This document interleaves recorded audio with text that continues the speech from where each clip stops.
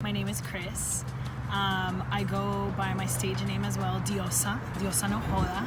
I'm from the area, grew up in Downey, but have a lot of roots here in Long Beach. I learned how to walk at Cherry Park, and just like a lot of Latinos, like Long Beach was like the closest beach for us. So, but deeply rooted here in Long Beach. I want to say about 3 months. She's a really funny girl, very nice, sweet girl. I'm a multi-dimensional artist, comedian, podcaster, and just cultural enthusiast. Currently, I'm working with a project that I'm really passionate about, which is El Barrio Cantina.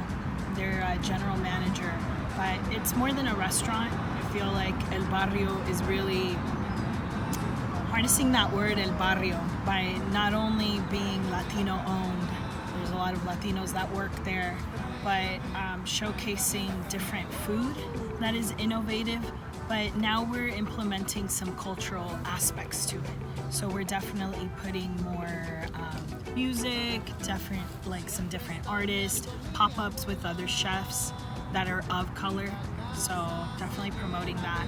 I also have my side project, which is the Triple CP show, which is in light of that, kind of goes together, and it's Cultura, Comida y Consejos. It's a podcast that I do out of the Boyle Heights Arts Conservatory with my partner, and we just showcase radical food, culture, and advice here in Los Angeles County.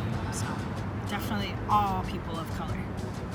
I was raised here in Los Angeles County by 2 Colombian immigrant parents. My father came in the mid-70s, when the car business, specifically the auto car business, was booming. He came over, brought my mom, and they kind of started a life here. The Colombian diaspora is kind of small compared to what it is in maybe New York, Miami, or New Jersey.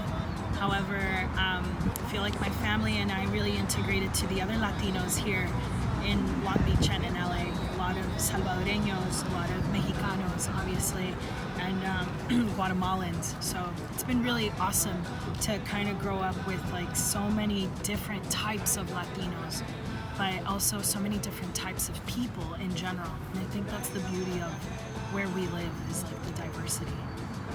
But yeah, I would go to Colombia every year for like 3 months. Like I have no family out here, so for school-wise, like on vacation, they're like, vaya con las tías. So we go to fincas, grew up over there.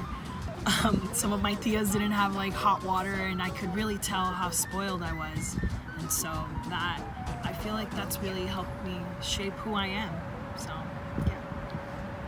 The experience I had with my family, experiencing new American things, like road trips. Like we'd go to San Francisco. My dad loves San Francisco, and he had like a Volkswagen Beetles van, like from the 80s. So that's like so American. Yet the whole flip side was that we would have a pot of sancocho like there, like not even in Tupperware, it's just like a full-on sancocho and like a little stove. And so I thought that, I don't know, I really like that memory, and it really just like pops out to me of like what it is being like Latino, journeying and something radical. A friend of mine, an intellect named Natalia Linares, gave me a book called Open Veins to America.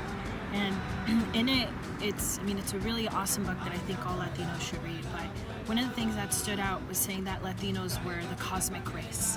And in the sense that like we're the new people, coming, if you think about where the world is and like where Latino America, like if they were to migrate all around, we're like indigenous, we're European, and we're black.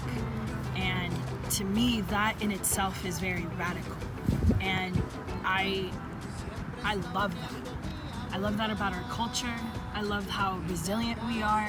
I love how much we are with like family. Yeah. Viva los Latinos. So I actually want to give 2. one, in light of what I said previously about being very proud of being Latino, you know, just be aware of our proudness. And like, you know, someone said once, like in a political science class, like extreme forms of nationalism leads to fascism. And it's like, okay, yeah, we should be very proud to be who we are, but at the same time, we have to also understand that at the end of the day, we're all humans. And it's like, okay, you know, a lot of things that happen within Latino communities are like these walls that we create. It's like, oh, well, I'm this, not that. I'm this, I'm that. And so it's like a lot of non-Mexican Latinos do get angry when they're confused with being Mexican. I get it, but it's like the majority is, and not even here in the US or in Long Beach, but even in like media.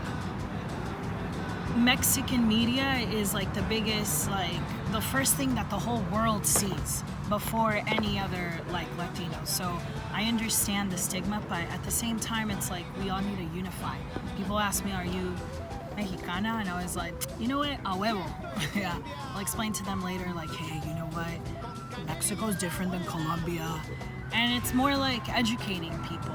So that's one. And then two, a good friend of mine named Jose Galvan, is a colleague, became like a friend, said this of like, beware of imposter syndrome. Just because we're Latinos and we're not, I don't know why we're made to feel like we're the like inferior when we're the majority sometimes. I see around and I see beautiful brown people, and like why want to be something else if not yourself, you know? And if you're in a university that you feel like you don't belong, dude, you do belong. You do belong. So that's it. Yes, visually seeing something, but authenticity. Not just, yes, Sofia Vergara, the stereotype. I hate to say it, but sometimes my mom will say things like that. Like she'll say, ay caramba, no joda, or like she'll be spicy like that. But at the same time, we're not all like that. Not all Latinas are the same. Not all Colombians are the same. Not, white women are the same. So, authentic roles. I thought it was really cool that Johnny Depp's lawyer got a lot of media. She was Latina. I was like, that's tight. There's a lot of Latina lawyers. There's a lot of Latina engineers. Like, we're not just, whatever we're known for, maids, whatever stereotype. Yeah, so, and even if we are maids, it's cool. I'm just saying, there's an array of us. So, yeah. Definitely has to be empanadas. Empanadas are just one of those universal, I have dough and I have carnita and then I'm gonna deep fry it. But empanadas are so delicious. It's everything that I love in a piece of, in a dish, it's pocket size, it's edible. So yeah, empanadas. What I'm currently doing with my job right now at El Barrio and the Triple CP show is to just continue showcasing wonderful talent, youthful people of color, definitely radical people, and just highlighting different people that are changing not only the community but our perspective on what art is. What I would recommend to someone that is trying to get into my position would be to definitely read a lot of news and to definitely be aware of what's going on within the community. Not only reading news, but also having empathy. I think empathy is something that a lot of people these days are kind of just dismiss. It's and I think the pandemic help people understand empathy more because we all suffered the same thing. We all had to stay in one place. We all lost a lot. So definitely don't lose that empathy.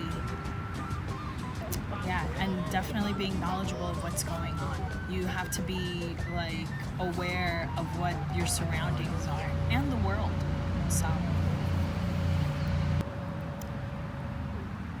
Latin Heritage Month to me is something new that I'm trying to deal with because I celebrate being Latina every day. And I understand that, you know, it is representation.